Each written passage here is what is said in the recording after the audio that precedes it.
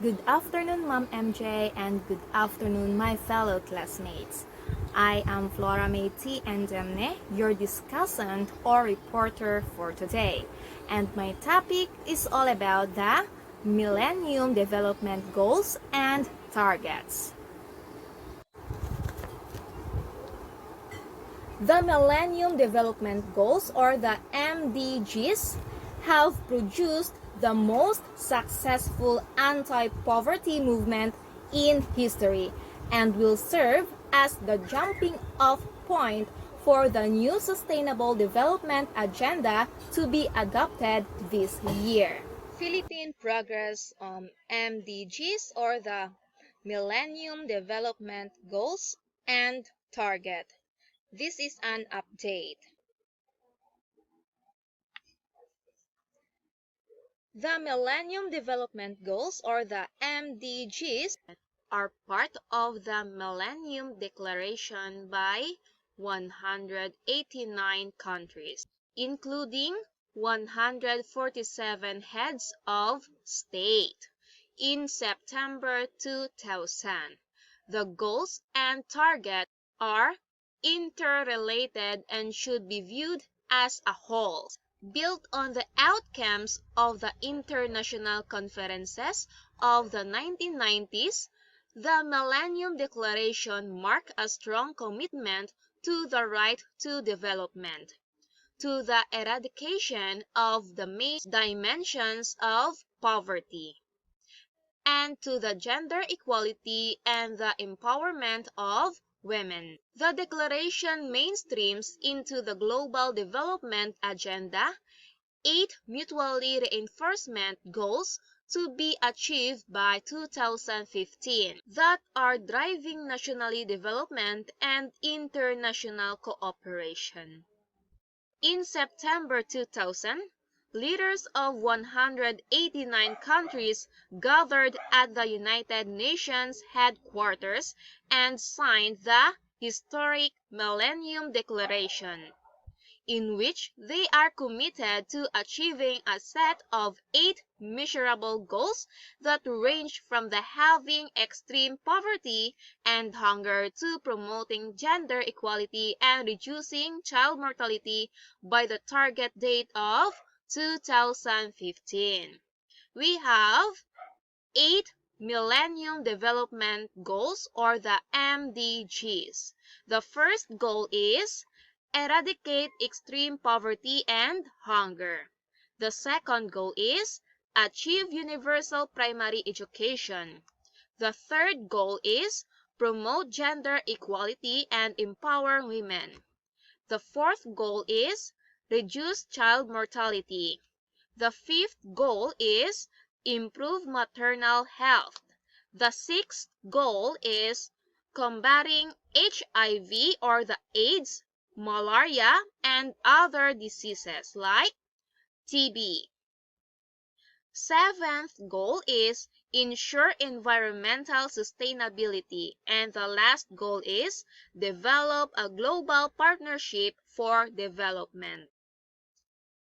The MDGs, or the Millennium Development Goals, were revolutionary in providing a common language to reach global arrangement. The 8 goals were realistic and easy to communicate, with a clear measurement or monitoring mechanism.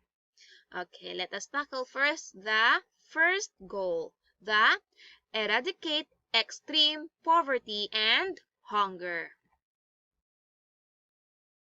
This is our first goal. Puksain ang matinding kahirapan at gutom. We have 3 targets. The first target is to halve the proportion of people whose daily income is less than $1.25. Second, to achieve full and productive employment as well as decent work for all, including the young people and women. And last, to halve the proportion of individuals suffering in hunger in the period between 1990 and 2015. And here are the 4 indicators used by the government to track efforts pertaining to the poverty and hunger. Proportion of population with income below the official poverty threshold. Next, the proportion of population with income below the official food threshold, also referred to as subsistence threshold.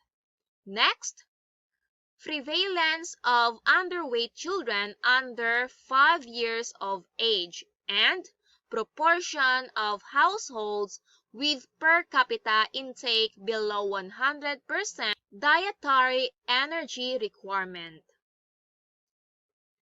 Progress in hunger reduction has been significant despite the challenging global environment over the last decade.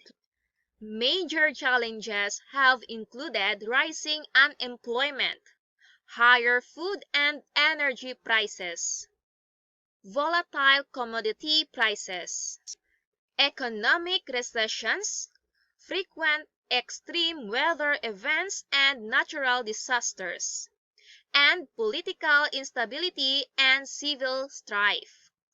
These obstacles have slowed down the progress in reducing extreme poverty and hunger in some of the most vulnerable nations of the world. Kahit naabot na ang mga target ng MDGs, napakahirap na alisin ang natitirang matinding kahirapan at kagutuman. Let us proceed to our second target. Achieve universal primary education. Makamit ang universal na pangunahing edukasyon. We have only one target for this goal: to ensure that children universally, including both boys and girls, will be able to complete a full course of primary education by 2015. And here are the 4 indicators. Net enrollment ratio based on the national growth rate 6:11. Net enrollment ratio based on the age-specific cohort survival rate and completion rate, the likelihood of meeting the targets as reported by Bautista, NAST, or the National Academy of Science and Technology 2010 is low. According to the projections, the literacy rate among youth 15 to 24 years old is expected to reach 93% for men and 90% for women in 2015. However, this still leaves an estimated 103 million youth who cannot read and write in 2015, 22 million fewer compared to 2010. Kahit na ang pandaigdigang komunidad ay naglalayong palawakin ang saklaw sa universal na sekundaryang edukasyon, mahalaga na magkaroon ng panibagong atensyon sa pagkamit ng universal na primaryang edukasyon sa panahon ng 2015 o 2015. And now let us proceed to our goal number 3. Promote gender equality and empower women. Isulong ang pagkakapantay-pantay ng kasarian at bigyan ng kapangyarihan ang mga kababaihan. And we have only one target in this goal number 3, and that is to eliminate gender disparity in primary and secondary education by 2005 and in all levels of education by 2015. And we have 4 indicators. Ratio of girls to boys in primary, secondary, and tertiary education. Ratio of literature female to males, 15 to 24 years. Share of women in wage work in non-agricultural sector and proportion of seats held by women in national parliament. Significant progress has been made towards girls and women's equality in education, employment, and political representation since 1990, though there are still many gaps in areas not targeted in these MDGs. Para sa universal na pagsasakatuparan ng pagkakapantay-pantay ng kasarian at maaaring kailanganin upang matugunan ang ilang mga lugar tulad ng una ay karahasan laban sa mga babae at kababaihan. Ikalawa, hindi pantay ang pagkakataon ng kalalakihan at kababaihan sa merkado na paggawa. Ikatlo, diskriminasyon batay sa kasarian sa batas at kasanayan. Ikaapat, ang hindi pantay na dibisyon ng walang bayad na pangangalaga at gawaing bahay. At ikalima, limitadong kontrol ng kababaihan sa ari-arian at hindi pantay na representasyon ng kababaihan sa pampublikong at pribadong paggawa ng desisyon. Ang mga pananaw ng kasarian ay dapat na ganap na isama sa mga layunin ng agenda pagkatapos ng 2015. And now let us proceed to our goal number 4. Reduce child mortality. Bawasan ang pagkamatay ng bata. And we have only one target, to reduce the under 5 mortality rate by 2/3 in the period between 1990 and 2015. And we have 3 indicators: under 5 mortality rate, infants mortality rate, and proportion of 1-year-old immunized against measles. Reducing of the mortality of children under 5 requires sound strategies, adequate resources, and political will. Ang mga MDGs ay humantong sa mga kamangha-manghang hindi pa nagagawang tagumpay sa pagbabawas ng pagkamatay ng mga bata sa pamamagitan ng pagpapabuti ng paghahatid ng serbisyo, epektibo at abot-kayang paggamot at panindigan sa politika. And let us proceed now to our goal number 5. Improve maternal health. Pagbutihin ang kalusugan ng ina. And we have 2 targets: to reduce the maternal mortality ratio by 75% and to achieve universal access to reproductive health. And we have 2 indicators: maternal mortality ratio and proportion of birth attended by skilled health personnel. Ang pagpapabuti ng kalusugan ng ina ay kritikal sa pagsagip sa buhay ng daan-daang libo-libong kababaihan na namatay dahil sa mga komplikasyon mula sa pagbubuntis at panganganak nito bawat taon. Mahigit sa 70% ng mga pagkamatay na ito ay mapipigilan kung ang mga kababaihan sa papaunlad na mga rehiyon ay may access sa mga dayeta, basic literacy at serbisyong pangkalusugan at ligtas na tubig at mga pasilidad sa sanitasyon sa panahon ng pagbubuntis at panganganak. And this is one of the fundamental ways to reduce maternal mortality and mortality, is ensuring that every birth occurs with the help of the skilled health personnel like midwife, nurse, or a doctor. Progress in increasing the proportion of births delivered with skilled attendants has been modest over the MDG time frame, which is an indication of the lack of universal access to care. Malaking pag-unlad ang nagawa sa pagbabawas ng pagkamatay ng ina at pagpapataas ng pandaigdigan pag-akses sa reproductive health. Kahit na ang mga target ay hindi natin nakakamit, maaaring gawin ang mga pagpapabuti sa pamamagitan ng pagtugon sa malaking hindi pagkakapantay-pantay sa kalusugan ng ina at pagpapalakas ng kapasidad ng individual na bansa upang harapin ang mga problema.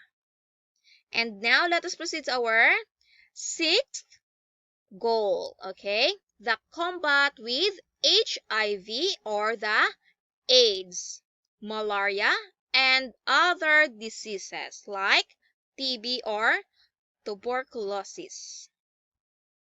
Labanan ang HIV or AIDS,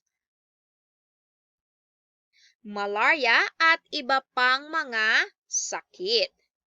We have 3 targets. To help by 2015 and have started to reverse the spread of HIV or AIDS.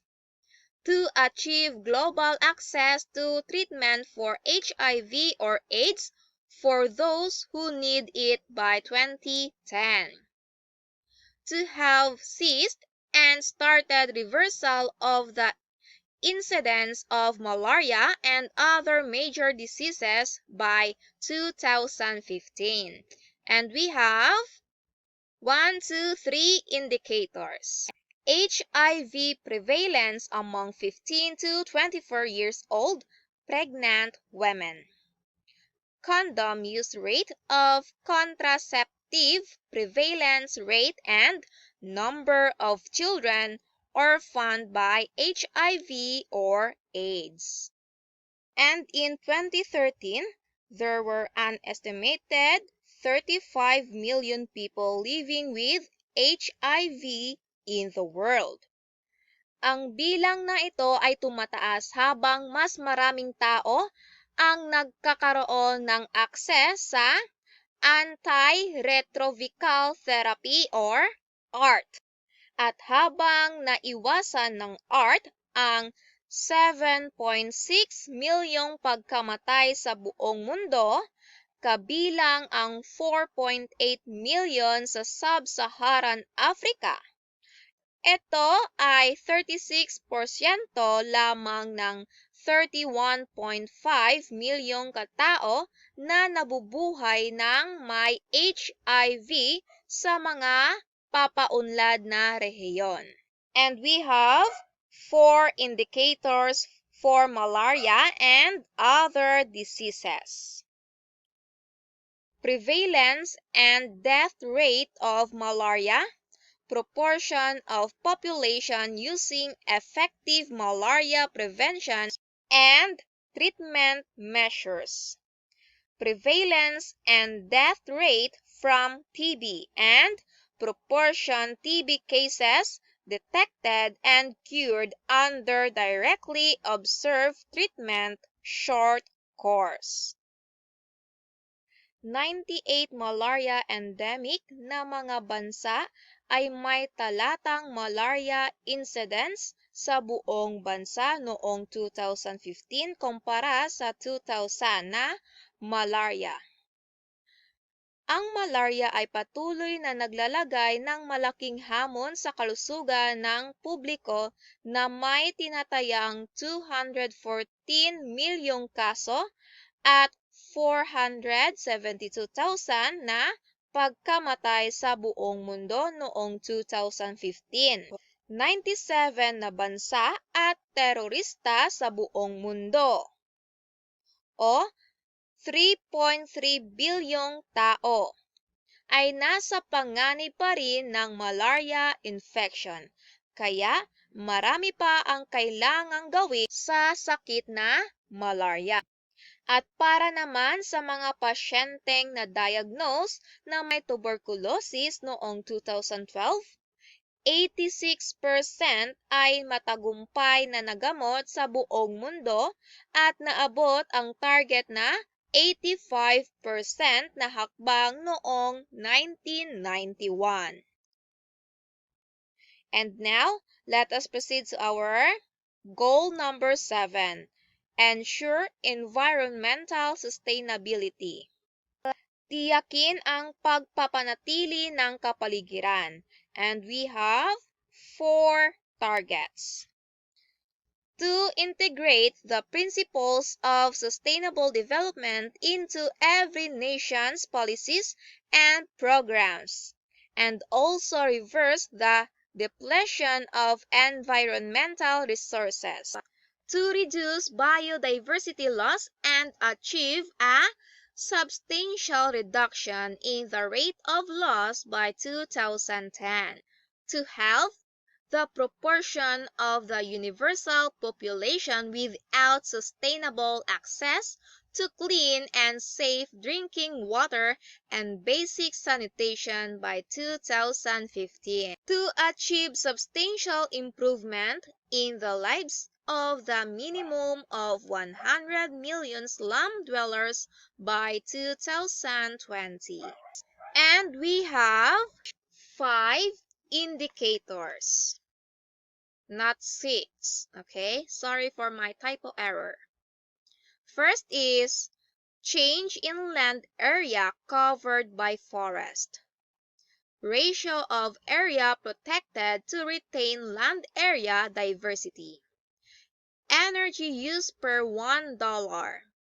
Carbon dioxide emissions and consumption of ozone depleting and share population with sustainable access to an improved water source. An estimated 30% of total land area on the planet is forested.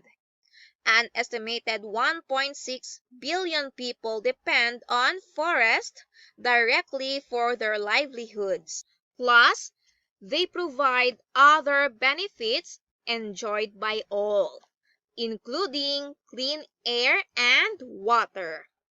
Forests also provide a habitat for millions of plants and animals, as well as catchment for 75% of the world's fresh water. They help in the adaptation to and mitigation of climate change, though they are under threat from deforestation. Gutom at kahirapan ay kadalasang nagtutulak sa kawalan ng labis na pinagsasamantalang yaman kung saan umaasa ang kanilang kabuhayan. Ang mga patakaran, institusyon at mga estrahiya para sa pagprotekta, pag-iingat at pagpapahusay ng mga likas na yaman ay dapat palakasin upang makapaghatid ng isang kaaya-ayang kapaligiran at batay sa partikular na hamon sa mapagkukunang kinahaharap sa ibinigay na lokasyon. And now let us proceed to our last goal. Goal number 8, a global partnership for development. Isang pandaigdigang pakikipagtulungan para sa pagpapaunlad. And we have 6 targets. To further develop an open, predictable, rule-based, and non-discriminatory trading and economic system. To address the special needs of the least developed countries.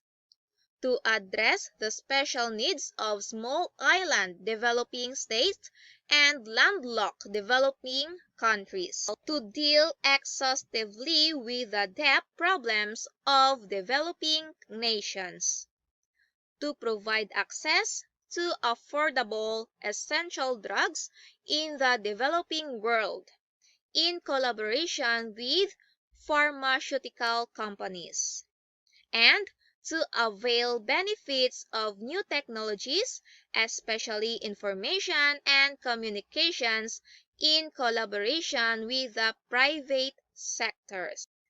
The post-2015 development agenda is currently being prepared for launch, but it is important that its scope and drive be matched by sufficient funding and renewed efforts to mobilize the innovation, science, and technology for sustainable development.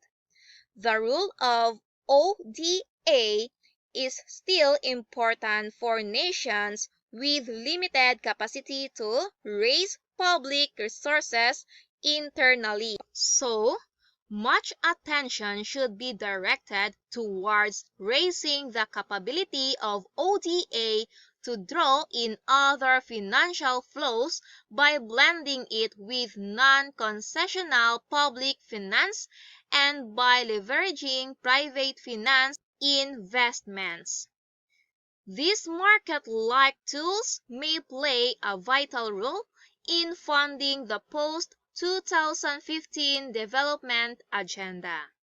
Finally, it is important that the widening digital divide is addressed, especially with respect to the internet use and quality to access. For instance, only one-third of the population in developing nations uses the internet compared to 82% in the developed countries. It is only then that the transformative capability of the ICTs and the data revolution can be harnessed to provide sustainable development for all. The MDG Report 2015 found that the 15-year effort to achieve the 8 aspirational goals set out the Millennium Declaration in 2000 was largely successful across the globe. While acknowledging the shortfalls that remain, the data and analysis presented in the report show that with the targeted interventions, sound strategies, adequate resources, and political will, even the poorest can make the progress. The final MDG report confirms that the goal setting can lift millions of people out of poverty, empowerment women and girls, improve health and well-being, and provide vast new opportunities for better lives. And here are the highlights of the 8 Millennium Development Goals. The number of people now living in extreme poverty has declined by more than half, falling from 1.9 billion in 1990 to 836 million in 2015. From billion to million. The number of people in the working middle class living on more than $4 a day nearly tripled between 1991 and 2015. The proportion of undernourished people in the developing regions dropped by almost half since 1990. The number of out-of-school children of primary school age worldwide fell by almost half to an estimated 57 million in 2015, down from 100 million in 2000. from 100 million down to 57 million. Gender parity in primary school has been achieved in the majority of countries. The mortality rate of children under 5 was cut by the more than half since 1990.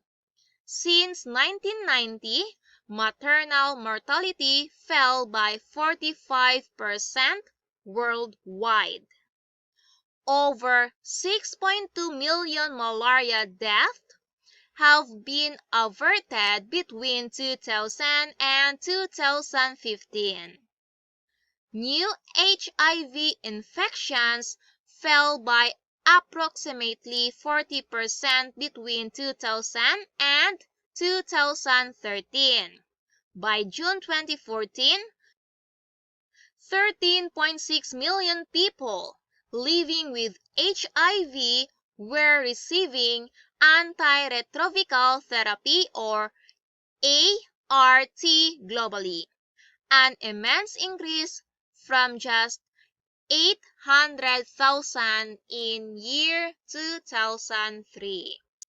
Between 2000 and 2013, tuberculosis prevention, diagnosis, and treatment interventions saved an estimated 37 million lives. Worldwide, 2.1 billion people have gained access to improved sanitation. Globally, 147 countries have met the MDG drinking water target. 95 countries have met the MDG sanitation target, and 77 countries have met both. Official development assistance from developed countries increased 66% in real terms from 2000 and 2014, reaching $135.2 billion. Okay, do you have any questions regarding to my topic? Okay, and this will be the end of my report, and here are my references. Okay, thank you for listening, classmates.